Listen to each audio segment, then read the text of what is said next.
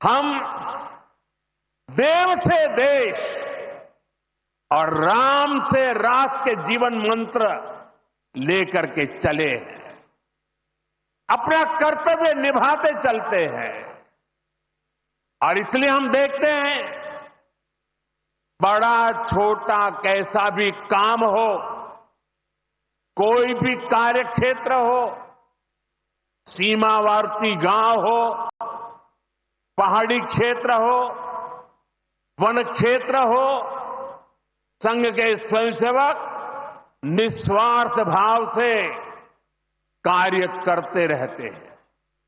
कहीं कोई वनवासी कल्याण आश्रम के कामों को उसको अपना ध्येय बना करके जुटा हुआ है, कहीं कोई एकल विद्यालय के माध्यम से आदिवासी बच्चों को पढ़ा रहा है, कहीं कोई सांस्कृतिक जागरण के मिशन में लगा हुआ है, कहीं कोई सेवा भारती से जुड़कर गरीबों वंचितों की सेवा कर रहा है। अभी हमने प्रयाग में महाकुंभ में देखा, वहां नेत्र कुंभ में कैसे स्वयंसेवकों ने लाखों लोगों की मदद की। यानी जहां सेवा कार्य वहां स्वयंसेवक। कहीं कोई आपदा आ जाए, बाढ़ की तबाही हो या भूकंप की विभीषिका हो, स्वयंसेवक एक अनुशासित सिपाही की तरह तुरंत मौके पर पहुंचते हैं। कोई अपनी परेशानी नहीं देखता, अपनी पीड़ा नहीं देखता, बस सेवा भावना से हम काम में जुट जाते हैं। हमारे तो हृदय में बसा है, सेवा है अग्निकुंड समीजा सम हम चले, देह महासागर में सरित रूप हम मिले। साथियों, एक बार एक इंटरव्यू में परमपूज्य गुरु जी से पूछा गया कि वो संघ को सर्वव्यापी क्यों कहते हैं। गुरु जी का उत्तर बहुत ही प्रेरणादायी था। उन्होंने संघ की तुलना प्रकाश से की थी, उजाले से की थी। उन्होंने कहा कि प्रकाश सर्वव्यापी होता है, वो खुद ही अकेले सारे कार्य भले न करे, लेकिन अंधेरे को दूर करके वो दूसरों को कार्य करने का रास्ता दिखा देता है। गुरुजी की ये सीख हमारे लिए जीवन मंत्र है। हमें प्रकाश बनकर अंधेरा दूर करना है, बाधाएं मिटानी है, रास्ता बनाना है। उस भाव को हम जीवन भर सुनते रहें। हर कोई कम अधिक मात्रा में जीने का प्रयास करता रहा। मैं नहीं, तुम, अहम नहीं, वयम, इदम राष्ट्राय, इदम न मम। साथियों, जब प्रयासों के दौरान जब मैं नहीं, हम का ध्यान होता है, जब राष्ट्र प्रथम की भावना सर्वोपरि होती है, जब नीतियों में, निर्णयों में देश के लोगों का हित ही सबसे बड़ा होता है, तो सर्वत्र उसका प्रभाव भी और प्रकाश भी नजर आता है।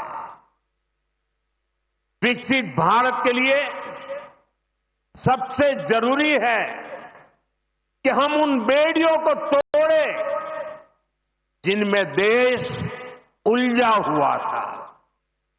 आज हम देख रहे हैं भारत कैसे गुलामी की मानसिकता को छोड़कर आगे बढ़ रहा है। गुलामी की निशानियों को जिस हीन भावना में 70 वर्षों से डोया जा रहा था, उनकी जगह अब राष्ट्रीय गौरव के नए अध्याय लिखे जा रहे हैं।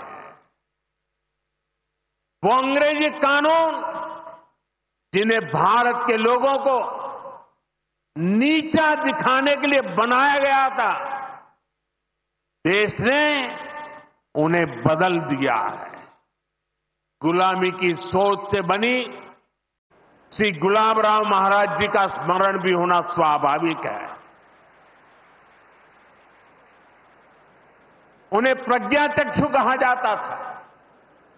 बहुत कम आयु में ही उनको आंखों से दिखाई देना बंद हो गया, लेकिन फिर भी उन्होंने अनेकों पुस्तकें लिखी थी। और अब कोई भी पूछ सकता है कि जब आंखों से दिखाई नहीं देता है तो उसके बावजूद भी कोई इतने ग्रंथ कैसे लिख सकता था?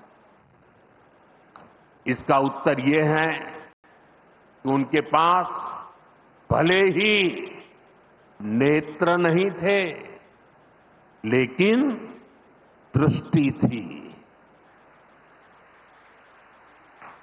ये दृष्टि बोध से आती है, विवेक से प्रकट होती है। ये दृष्टि व्यक्ति के साथ ही समाज की को भी बहुत शक्ति देती है। हमारा राष्ट्रीय स्वयंसेवक संघ भी एक ऐसा संस्कार यज्ञ है जो अंतर्दृष्टि और बाह्य दृष्टि दोनों के लिए काम कर रहा है।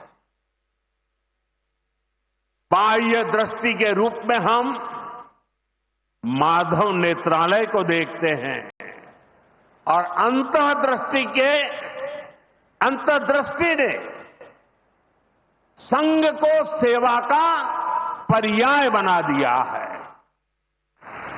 साथियों, हमारे यहां कहा गया है, परोपकाराय फलंति वृक्षाः, परोपकाराय वहन्ति नद्या, परोपकाराय दुहन्ति गावः, परोपकारार्थमिदं शरीरम। हमारा शरीर परोपकार के लिए ही है, सेवा के लिए ही है। और जब ये सेवा संस्कारों में आ जाती है तो सेवा ही साधना बन जाती है। यही साधना तो हर एक स्वयंसेवक के जीवन की प्राणवायु होती है। ये सेवा संस्कार, ये साधना, ये प्राणवायु पीढ़ी दर पीढ़ी हर स्वयंसेवक को तप तपस्या के लिए प्रेरित कर रही है।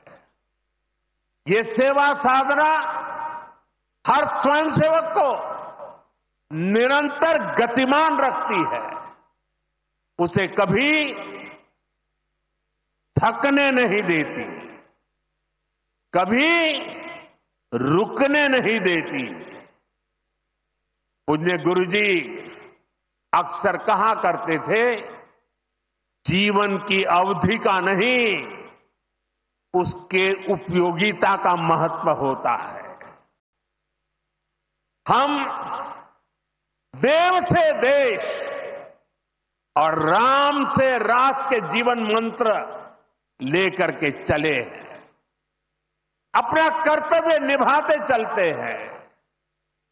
और इसलिए हम देखते हैं, बड़ा छोटा कैसा भी काम हो, कोई भी कार्य क्षेत्र हो, सीमावर्ती गांव हो, पहाड़ी क्षेत्र हो, वन क्षेत्र हो, संघ के स्वयंसेवक निस्वार्थ भाव से कार्य करते रहते हैं। कहीं कोई वनवासी कल्याण आश्रम के कामों को उसको अपना ध्येय बना करके जुटा हुआ है,